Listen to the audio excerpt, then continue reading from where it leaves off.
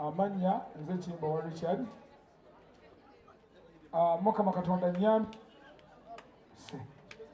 Mukama Katonda nyambye omukolo guno ngukuzizza nga nfunye position ennene. Nkuzizza emyaka 37 olunaku olwaleero banzala ng'ennaku z'omwezi 2 omwezi ogw'omukaaga 1986. Famire yange weeryawo, bamaama bange bonna weebali abanzaala. Omwami gwe mulabye anajja wano n'ayogera ku ludda olwa famire yaffe ye jjajja w'ekika kyaffe bamuyita jjajja Jesero. Bano nsabye mumpeeko ku matu katono eddakiika nga 2.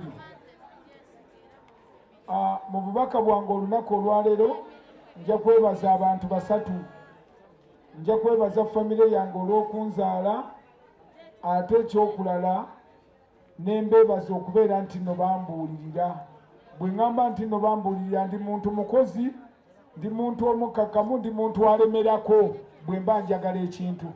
Era kyeva olaba nti no nshuti buli lwe mba ngenda okwebaka oluyimba lw'oyo nduwuliriza kuba bwe mba njagala ekintu nkiremerako. Abaana bange aba ABS ng'ennaku z'omwezi lumu omwezi ogwokuna omwaka guno nafuna position ennene nenfuuka managing director wa ABS TV. Kyeva olaba kwetulya ennaku 2 tuli live. N'otakuba ngalo ng'omusajja nganze ku myaka 37 nga ku myaka 37 nfuuse CEO wa TV n'otakuba ku ngalo mwazze kunkolimira. Mwazze kolima. Eyo position eba nnene nnyo. Buli mwabeera managing director wa TV ne gavumenti ekurikogonizing nti gy'oli era kaabe president amanyi nti no Kimbowa wendi wano Emmengo. So ndi mu position nnene nange ndaba nasituse ku ddaala lyembaddeko. Nasituse n'enkola ki? Mbagambye ngenda kwebaza abantu ba mirundi emeka. Neebazizza famire yange okuviira ddala ku bajjajjange, bakitange, bamaama bange na buli kimu. Bankuza nti ndi muntu mukozi, mumalirivu na buli omu. Ate buli muntu gwe nkwatako Mukama Katonda kye yanyamba. Mujje mukyegendereze nnyo leero kino kankyogere. Teriiyo mwana eyali ayitidde mu mikono gyange n'abeera bubi. Mundabye mbaddeko n'abaana abamu naye bonna ne bwabaayawukana nange ne bagenda ne bakola ebyahabo era mubalaba bali bulungi. So omukono gwange nguyina era nkyemanyi gwava ku mmange. Ekyokulala nja kwebaza omukyala Rebecca Jjinjo.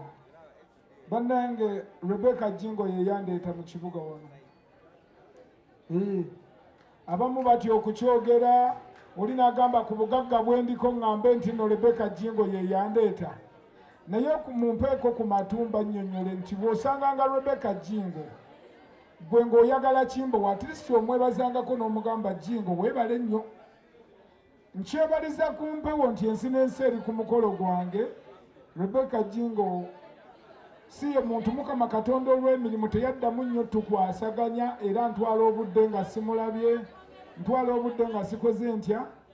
Naye nze okujja mu kibuga najja mu vaaka ya P7 era nali ndeetedde Rebecca Jjinjo mmere nga maama wange yagimwadde good chance. Maama wange waali awo. Maama wange ba Rebecca Jjinjo bwe bajja okuyimba I don't still remember mwaka naye kiri mu 2005 ng'akyakola mu Diamond's production ne Katolu Bwama. Nentuula P7.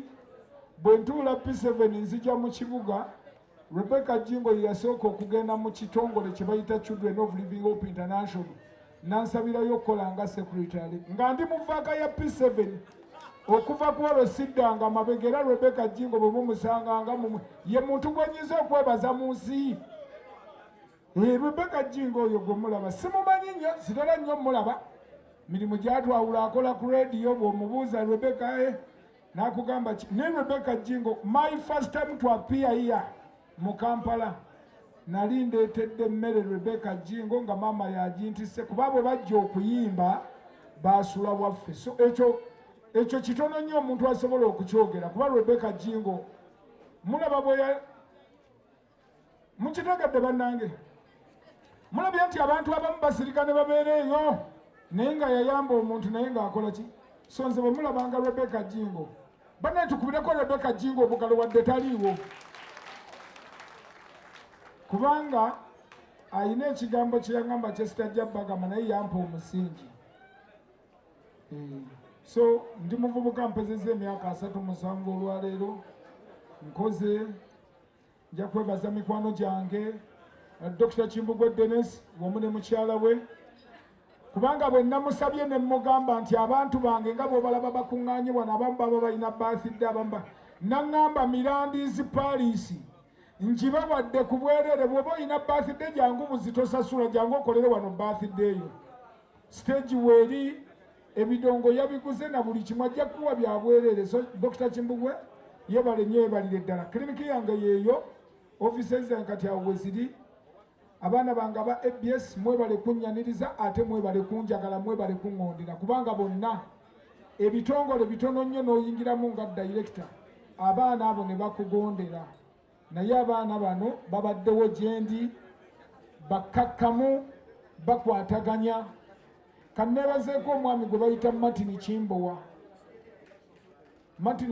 oyo njagala nnyo omuntu n'abanga mumalirivu nze Kimbowa Richard naye oli Martin Kimbowa nja mwebazaako nti no mumalirivu omukyala Agatha omukyala ono gwolaba general manager wa ABS bamalirivu nnyo ne famire okumanyanga ne famire ya ABS kubanga kati twakituuma famire nti bonna mu kapasite yange bw'olaba nti nno banka yonna kumpi esitusenejja kitegeeza ndi muntu aludde nabo era bwe mba njogedde nze muntu omu ku bantu abaludde nnyo mu Financial Trust Bank nga nsevinga nabo nkola nabo na buli kimu kyonna bannange abantu abali wonna abandaba ku ABS Television Financial Trust Bank ye banka esinga keya mu Uganda Financial Trust Bank ye banka etegeera omuntu yenna ndi musajja ndi managing director wa TV number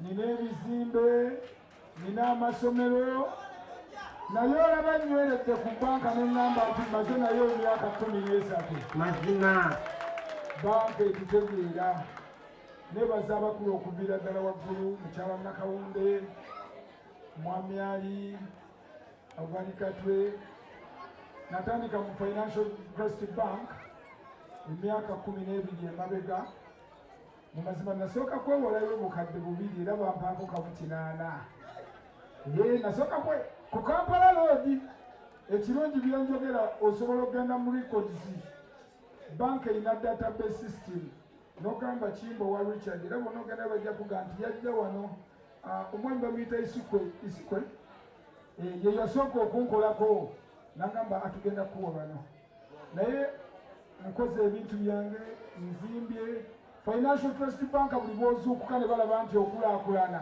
lyessanyu lyabwe mazima lyessanyu lyabwe era ennaku ezo nagenda ne mbagamba nti njagalayo obuwumbi 3 ne bagamba bugambi jange onone bo bampa buki so twebaza Financial Trust Bank ebadde wamu naffe nawe bw'oba oli eyo ng'olina ky'oyagala sigga nti nno ki naye olaba banka yonna esituka bane Financial Trust Bank mwebale nnyo mwebale tukulaakulanya mwebale kutwagala Manager Francis mwebale kujja mazima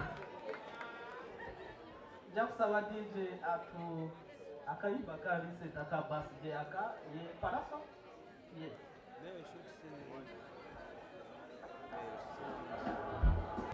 Vanessa yekirabo kino happy birthday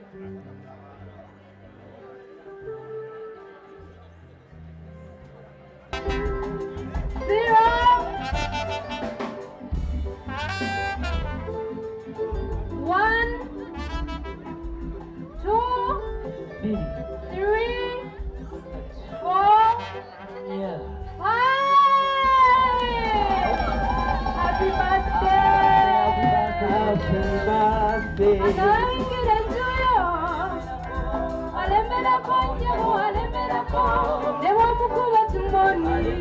To you, you look like an angel. You look like an angel. You look like an angel. Happy birthday to you. Happy birthday to you. Happy birthday to you. Happy birthday, Kojja Kimbowa. Happy birthday to you. Happy birthday to you. Happy birthday to you.